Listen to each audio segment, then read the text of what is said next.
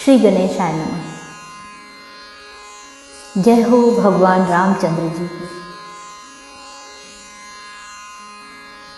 अध्यात्म रामायणे अयोध्याकांडे सप्तमः सर्गः। हिंदी अनुवाद। आज श्लोक 71 से आरंभ। त्रुटियां ना हों या कम से कम हों, इसका प्रयास रहेगा, किंतु यदि फिर भी हमसे त्रुटियां हो जाती हैं तो आप सभी गुणी श्रोताओं से हम क्षमा मांगते हैं।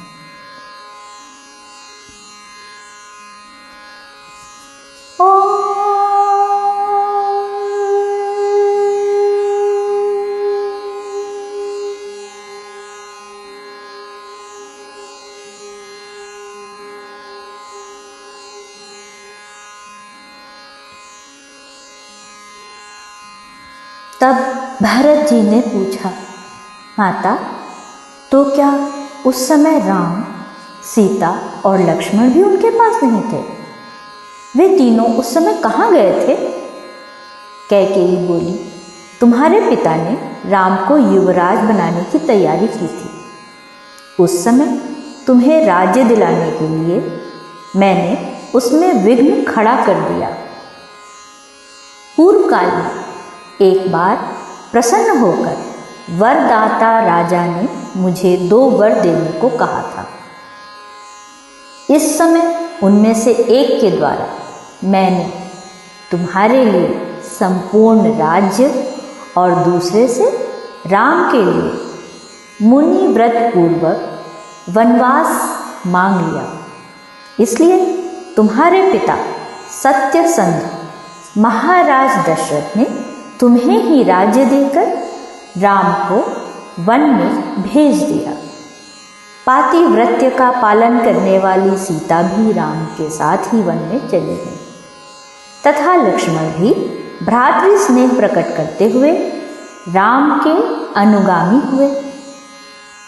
इस प्रकार इन सबके वन को चले जाने पर उन्हीं का स्मरण करते हुए और राम राम करके विलाप करते हुए नृप श्रेष्ठ महाराज ने शरीर छोड़ दिया।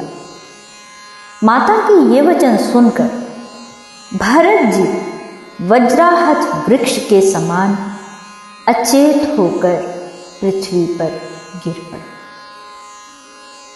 उन्हें ऐसी दशा में देख कैकेयी ने दुखित होकर फिर कहा, बेटा, तुम शोक क्यों करते हो? ऐसे महान राज्य को पाने पर दुख का कारण ही कहाँ रह जाता है? माता को इस प्रकार कहती देख भरत जी ने क्रोध से जलते हुए से कहा, अरे पापिनी, तू बात करने योग्य नहीं है। अरे घोरे, तू अपने पति की हत्या करने वाली है। अरे पापे, तेरे गर्भ से उत्पन्न होने के कारण अब तो मैं भी प्रत्यक्ष ही महापापी हूँ। मैं या तो अग्नि में प्रवेश कर जाऊंगा या विष खा लूंगा, अथवा खड्ग से आत्मघात करके यमलोक को चला जाऊंगा। हे भर्तृघातिनी, हे दुष्टे, तू भी कुंभी पाक नरक में पड़ेगी। कैकेयी को इस प्रकार डांटकर वे कौसल्या के घर गए। भरत को देखते ही माता कौसल्या मुक्त कंठ से रोने लगी। तब भरत जी भी उनके चरणों में पड़कर रोने लगे। उन्हें गले लगाकर अर्थात चिंता से महादुर्बल और अति दीन वदना यशस्विनी राम माता कौसल्या ने नेत्रों में जल भरकर कहा, बेटा, तुम्हारे बाहर चले जाने से जो जो अनर्थ हुए हैं, अपनी माता की वे सब करतूतें तुमने उसके मुख से सुन ही ली होंगी। मेरा पुत्र रघुश्रेष्ठ रामचंद्र अपनी पत्नी सीता और लक्ष्मण के सहित चीर वस्त्र धारण कर और जटाजूट बांधकर मुझे दुख समुद्र में डुबोकर वन को चला गया। हा राम, हा मेरे रघुवंश शिरोमणि, आप साक्षात परम पुरुष परमात्मा ने मेरे गर्भ से जन्म लिया, तथापि दुख ने मेरा पल्ला नहीं छोड़ा। इससे मेरा विचार है कि विधाता ही बलवान है। भरत जी ने उन्हें इस प्रकार शोक से अत्यंत विलाप करती देख उनके चरण पकड़कर कहा, माता मेरी बात सुनो।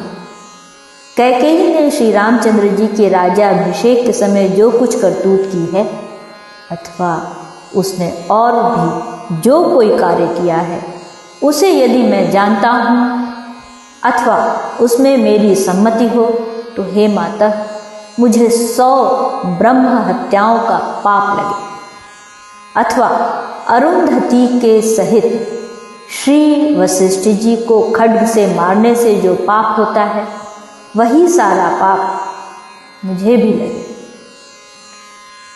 इस प्रकार शपथ करके भरत जी रो उठे।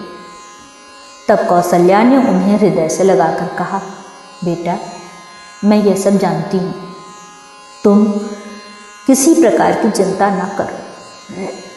इसी समय भरत जी का आना सुनकर मंत्रियों के सहित वशिष्ठ जी राजभवन में आए और भरत को रोते देखकर आदरपूर्वक बोले, महाराज दशरथ वृद्ध, ज्ञानी और सत्य पराक्रमी थे।